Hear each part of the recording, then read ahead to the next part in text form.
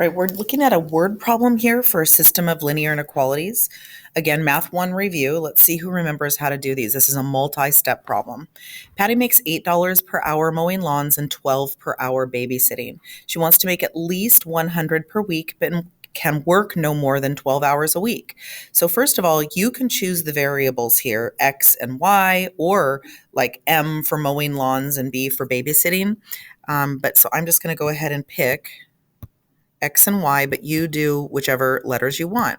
So X is going to be our number of hours mowing lawns. And then Y is going to be the number of hours babysitting. Okay, let's write the inequality first for the money constraint. So we need to make at least $100 per week. At least. Think about the inequality that's going to go with that. It sounds like less than, but guess what? So first of all, we're going to say $8 per hour mowing lawns, plus she makes $12 per hour babysitting, at least $100. Now, what sign goes there?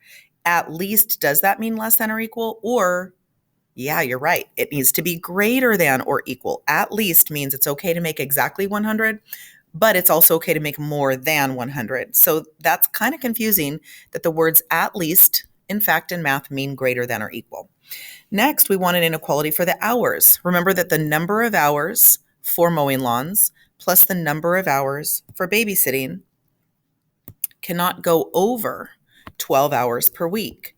So do we want more than 12 or do we want less than 12?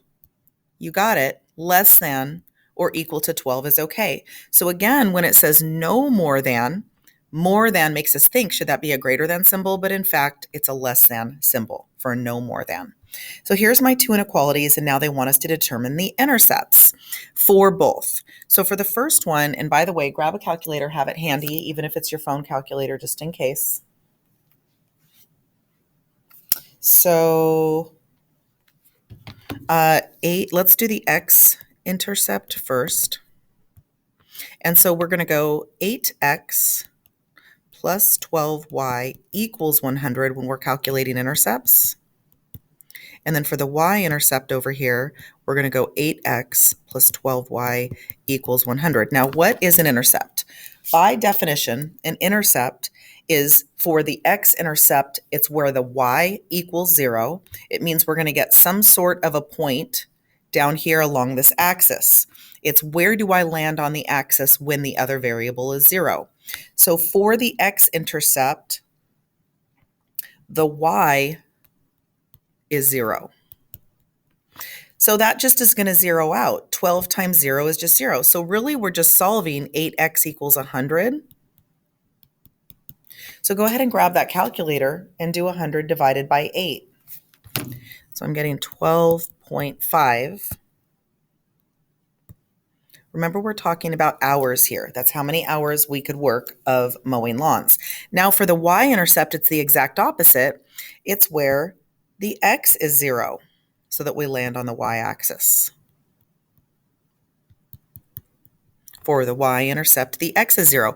8 times 0 is just going to zero out, so all we do to solve this one is divide by 12. So grab that calculator, do 100 divided by 12, and we're getting 8.33 repeating. Remember, that's a number of hours. So now we're going to go over and do the x and y-intercept.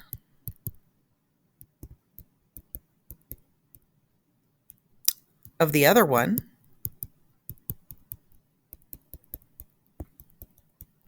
And remember that by definition, the x-intercept is when y equals 0.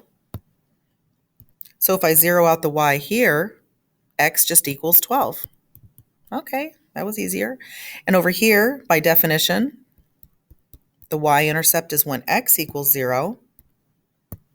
So zero out that x, okay, well then just y equals 12. So I'm going to need points on the x and y axis as follows. On the x-axis, I need to make sure I have enough on my scale to go out to 12.5 or 12. On my y-axis, I'm going to need to go out on a scale of at least 8.33 and 12. So the maximums of both being 12 and 12.5. Let's go see how many, counting along the bottom, we have. 1, 2, 3, 4, 5, 6, 7, 8, 9, 10, 11, 12, 13, 14, 15, 16, 17, 18, 19, 20. If we had 24, we could count every 2, but we don't. We only have 20. So we're probably just going to have to count by ones here. So 1, 2, 3, 4.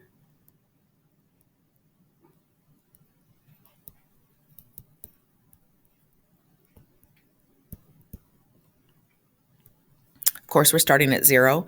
Along the bottom here is going to be our x, and that's the number of hours mowing lawns.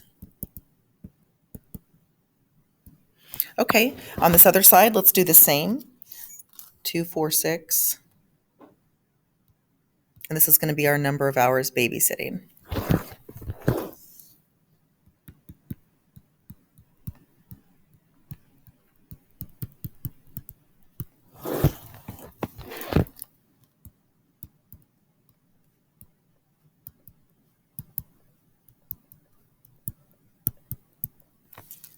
Okay. Then we're going to test a point when we're done. So let's go graph our inequalities. So I'm going to use, let's go 2 different colors here. I'm going to use red for the money constraint. We should use green, huh? It's not really dark, but let's use it. Green for money. Okay, so my x-intercept is at 12.5. So I'm going to start by going out and putting a dot at 12.5. Well, that's in between 12 and 13, right in the middle. And then the other one is 8.33. So I go up to 8.33. It's somewhere around there. Now I'm going to go connect these two with a solid line because we had a or equal to bar. And so I'm going up again to look at how it's supposed to be a greater than or equal to. So let's go shade the money line everywhere greater than that line. Okay. I'm also going to label that my money constraint. Okay. Second one I'm going to do in hours, doesn't matter. Let's go pick red. No. Blue. No. Pink. Okay. For this one, we want to go put an x-intercept at 12 and a y-intercept at 12. So it's slightly before the other one and then up here above the other one. This is also going to be a solid line because it's or equal to 12 connected to 12. And then for this one, we're going to also shade, no, not also shade, but shade less than. Let's go grab pink shading. All right, shading down. And where the green and the pink touch is our solution to the system. So like this in here, this little wedge. So any dot inside this wedge is a solution. This, oops.